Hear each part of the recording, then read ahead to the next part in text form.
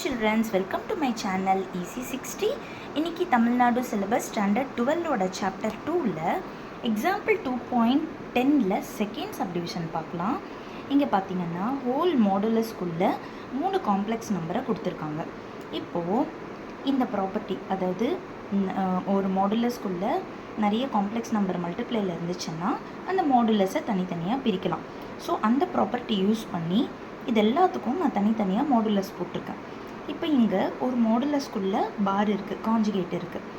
இது என்ன ப்ராப்பர்ட்டி? அதாவது பாருக்குள்ளே காஞ்சுகேட் இருந்துச்சுன்னா அந்த காஞ்சுகேட்க்கு வேல்யூவே இல்லை, மாடுலஸ் மட்டும் அப்படியே இருக்கும். ஸோ அந்த ப்ராப்பர்ட்டி யூஸ் பண்ணி நெக்ஸ்ட் லைனில் இந்த பார் போயிடுச்சு.